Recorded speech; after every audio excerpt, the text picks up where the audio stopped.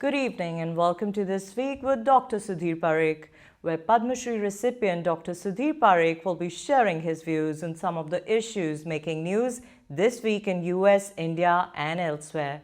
Thank you, Dr. Parikh, for talking to us. Namaskar. Thank you. Namaskar. Namaskar. So my first question to you is, Draupadi Murmu took oath as the 15th President of India on July 25th. At 64, she's become India's 15th President. She's also the youngest and India's first President to be born after independence. What social impact will it have on the tribal communities in remote parts of the country, especially when these tribes are economically and socially marginalized? Well, I think election of President Draupadi Murmu is a great historical event. It has lot of implication, lot of percussion, lot of good percussion, and it inspires lot of people, not only tribal people but all the people of India. It shows that person who born in a tribal section of the society, those who are very oppressed, depressed, and socially boycotted people in general, still she has come across. Overcome all those challenges, and got educated, got full education. Become a MLA, become a governor, and then now she's become a president. That shows that if you have will, there is a way. If you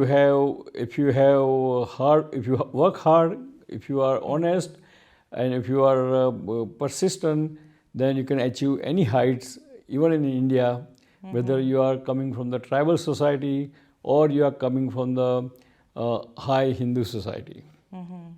Considering that she's come from, such a state where in 6 years of time she lost her husband, 2 sons, and father and brother.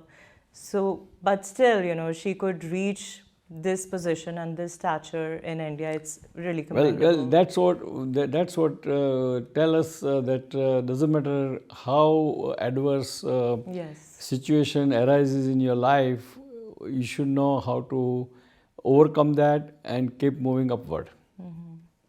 So adding India as the 6th country to the North Atlantic Treaty Organization NATO Plus would move New Delhi towards a defense security alignment with the United States, said American Congressman Ro Khanna in his recent interview to ANI. It would be a significant defense partnership at the border where China is a constant nuisance, but it would damage the bilateral India-Russia relationship permanently. And also the US would get another show of opportunity to act like a big boss. Does India need the protection of the umbrella called NATO? Look what just the thought of becoming part of it did to Ukraine. What should India do? I think India should play a very balanced role there, and India has to look after their own interests and calculate what are the pluses and what are the minuses, and accordingly government of India should act and work and be participant. But is NATO a good thing or a bad thing for Well, India? overall NATO is a good thing in a way, but again having I don't think that Ro Khanna is making India as a NATO member.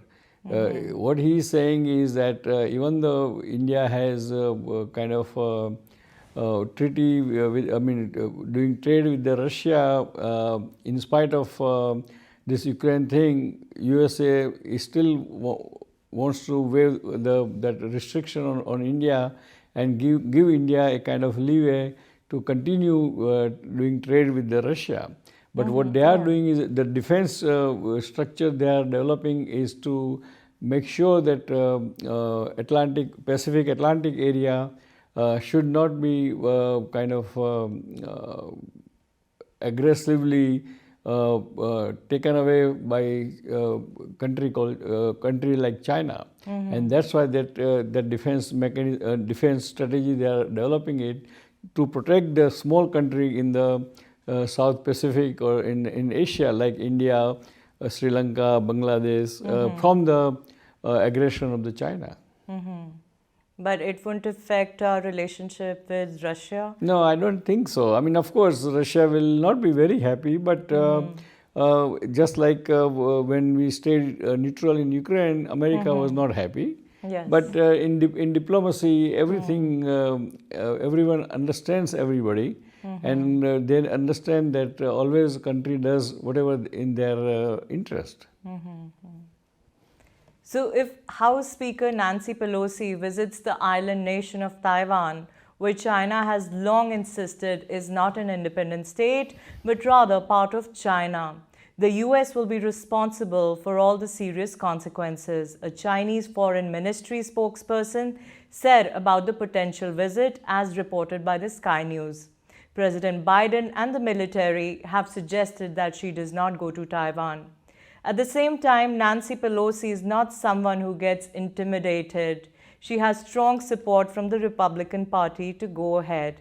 If she cancels her trip, it would send out the wrong message to Taiwan, who sees the US as their allies, and also to the world that the US got scared of China. What do you think she should do? I think I agree with this whole narration, because I think Nancy Pelosi should go to Taiwan, because when Taiwan happened 25 years ago or 35 years ago, I don't know exact date, but it's a democracy.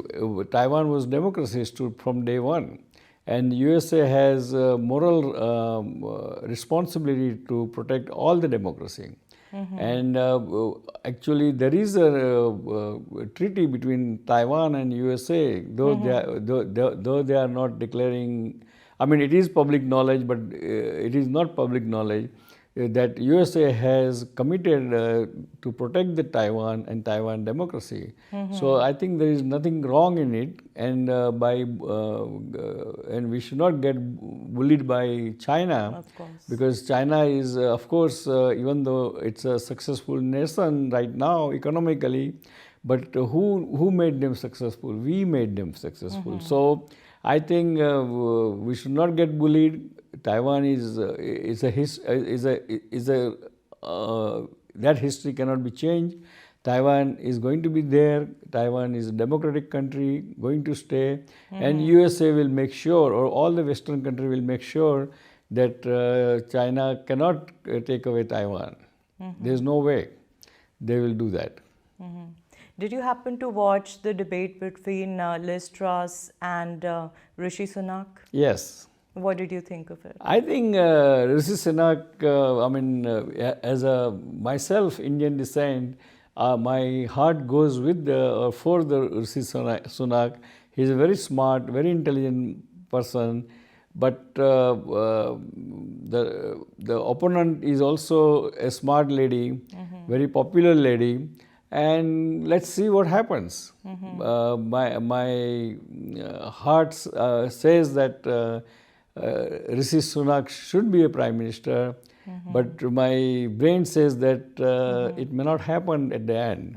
So we don't know. Let's see. And they're both very intelligent. Both are very intelligent, but still, I points. think unfortunate part of the whole history is that still those 16,000 members going to vote. They all are not completely, let's put it mildly, a democratic people. In a sense that they are not very open-minded for 21st century, and that may affect the whole thing. We don't know, but I wish and I pray for. And I root for Rishi Sunak, and he should be a prime minister, and that will be a history. Indeed. How worried should be one about monkeypox? I think monkeypox is a serious problem, but it's not that crisis. It's not big crisis, because it's only there are only few cases so far in the world. And all the 80% of those cases are because of the same-sex practices. And so I think it can be controlled, can be, and there are vaccines are already there. So wherever you are in a high risk area or high risk situation, one must take that vaccine. But one has to be very careful, because it's not only transmitted through sexual contact, but also transmitted through the just routine close contact. And therefore, it's very important that one should be aware of it. And if they are in a particular situation, then they should get vaccinated. So many vaccines are Right. coming, like. Well, there's always vaccines are always there in history. There's so many vaccines anyway. So one more vaccine. So that's not very. One Like, should how not. effective are they? Like President Biden, he got both the shots, he got both boosters, and still he got No, COVID. it's very effective. President Biden is 80 years old, and he might have another comorbidity like diabetes or high blood pressure, and he had a stroke and everything.